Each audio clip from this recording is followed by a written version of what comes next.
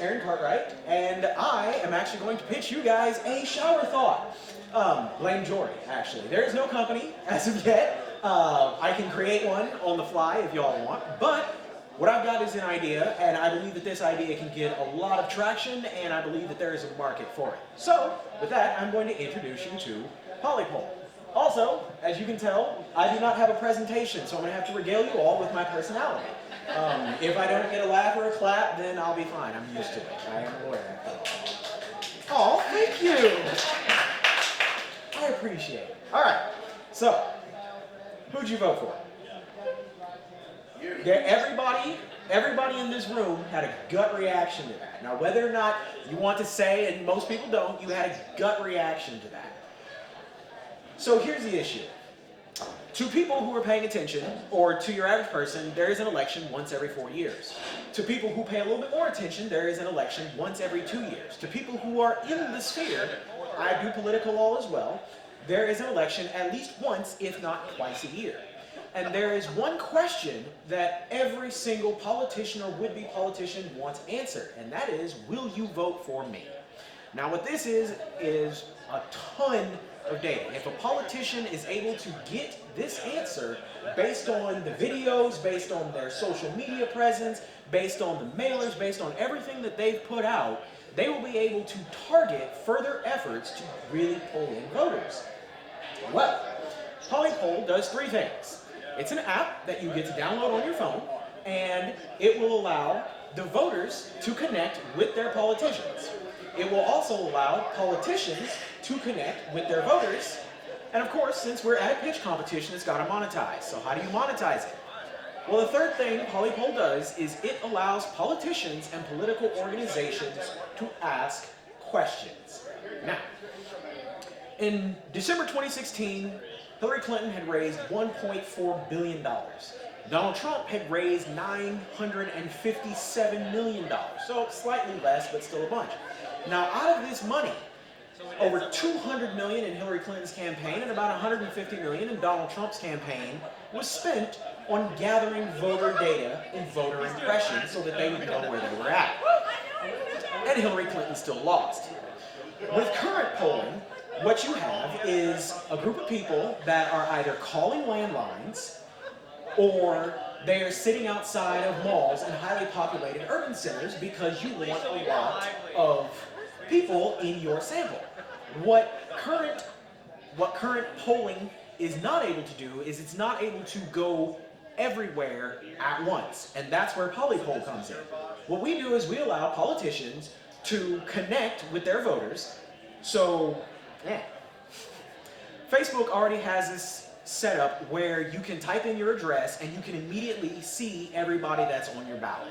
So we're going to take that idea and we're going to combine it with the idea for YouTube, for politicians to put their videos on YouTube, and then those videos will immediately be seen on PoliPoll that is already telling people on their phones who their ballot is going to be. And then we'll put a little alert in the corner telling you whenever people in your ballot have posted new information. And then we will be able to ask questions that politicians need the answer to, and we will be able to monetize on that idea itself. So, for instance, who would you vote for? To me, that question is worth about $1. I will answer that question if you agree to give me $1.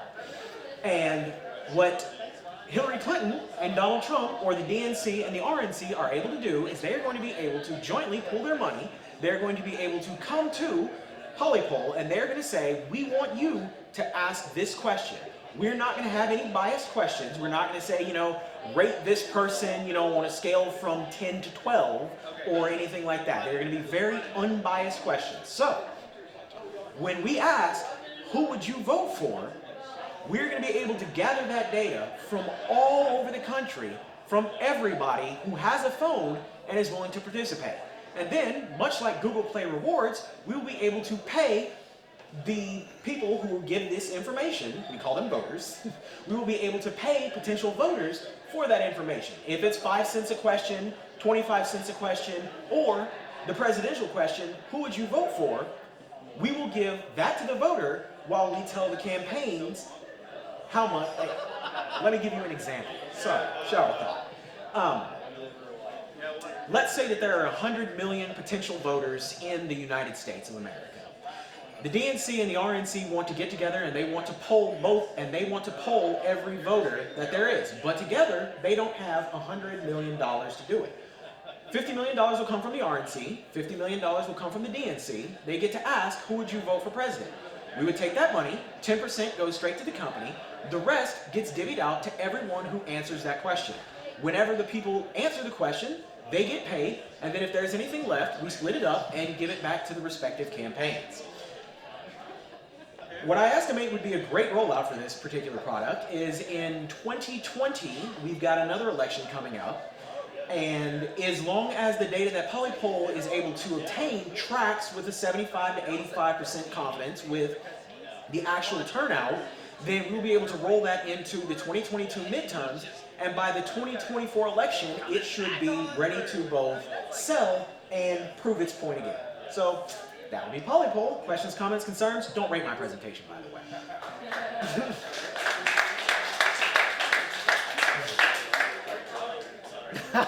Great job, Aaron.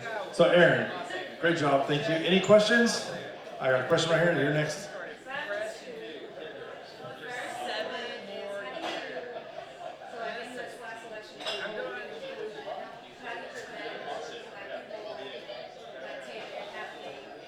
Tanner hacking. Oh, are you joking?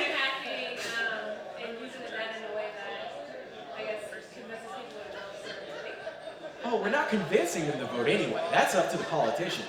But we're going to hire Tanner and we're going to hire Lincoln back there to figure out how to securitize everyone's information. So for the first, one of the biggest problems that you're going to have is that you have to tell people your information itself is not being sold. Your unique identifier that you won't even have access to is what's being sold in the attenuant data. So for instance, I am a 32-year-old African-American male who lives in Irving, Texas, and who identifies primarily as a liberal. I've got 21 years of post-high school, or 21 years of formal education under my belt. All right, well, my address is XYZ, and once I have that, and once PoliPoll has that data, they would turn it into, I have no idea what the terminology is, but you would basically turn it into a hex. And within that hex, it's stored there so that all of your identifiers and all the information that you put in and who you would vote for and everything, that goes to the campaign so that they can figure out how to spin that data and they can pull those reports all they want to. But the only thing they will ever have as far as your information is concerned is the actual hex itself, which is going to be long enough or complex enough that they have no reason to try and reverse engineer that data. So the second question is, in terms of who actually votes versus customer acquisition, so mostly millennials don't vote. Today, the people who are on YouTube or Facebook or Instagram, how do you, I guess, capture the millennial audience versus other generations?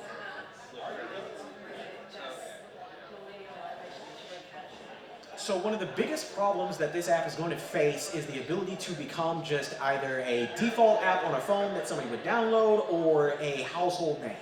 And so with that, I would say that you would want to push it on, or I would say that you would want to push it on every social media platform. And we also want to make sure that we can let the voters know that your voice is actually being heard. This isn't a generic poll, it's tied specifically to your ballot, and you can engage specifically with politicians who are supposed to be representing you.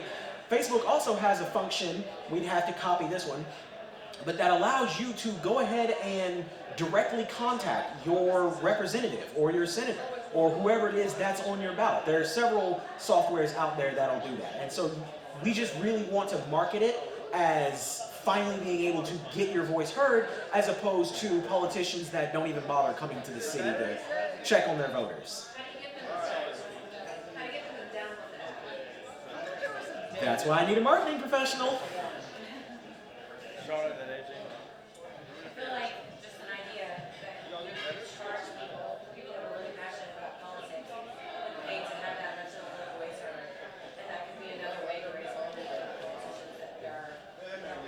Like a premium subscription. So But that. if I paid for the app, that would also go into the car. I mean, I'm not like a politician, so. A huge one, but you are a politician? I'm not a politician, but like people that are very passionate about it, I think would probably pay to have their voice heard in that format, you know, so that could be another way to raise money for the campaigns that we're trying to help or whatever. Here's the one thing that I would say to that, and that is there is already a problem with money in politics. And so let's say that I don't want to have a bridge bill, but my neighbor, who's got $20, wants to have a bridge bill. So he pays $20 to have his voice heard to his politician, and his politician hears his voice, but they don't hear mine. Well, at the polls, we're not voting with, Benjamin Franklin's, we're voting with a little touch screen. One vote to every person. And so when you factor the money going from the app back to the politicians or to a certain cause, then you start having bias. The only bias I want is whenever the politicians are able to say, okay, Dallas is primarily liberal, Montgomery County is primarily conservative, that type of thing. So it does take money out of it for some areas, but still allows people to have their voice being heard in this one voice, one vote type of way. You've had your Aaron's asked a couple times. Ajay, Ajay. So on the flip side, is it actually legal to pay someone to take a poll? Yes. So it is legal to pay someone to take a poll, and this would be completely unbiased. Like we would not manipulate any of the information. It would be given to the person who paid for that data in whatever capacity they paid for it.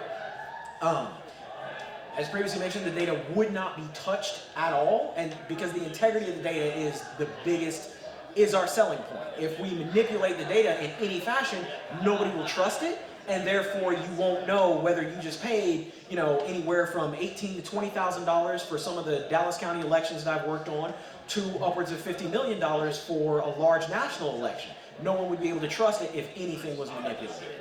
But yes, it is legal to pay for that to someone as long as it's a de minimis amount and it's not going to bias anything. You're not paying for a vote. One last question.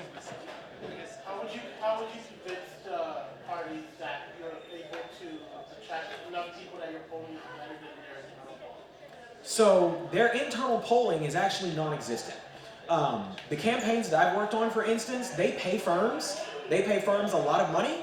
I worked on, you will find my name, on Chris Hamilton for Dallas Democratic Chair's public campaign filings. He spent, anywhere between $8,000 and $15,000 doing polling. I'm on another campaign right now, which I'll make you look for to find that name. But they're spending tens of thousands of dollars just polling random people to find out, okay, how is our candidate being received? As far as the internal procedures go, it's one person who's in charge of that that's then going out to those companies to find it. And we want to be that company that is able to provide that data that's more than just a random sampling. It is a sampling of everybody that's willing to answer the question that has you on the ballot.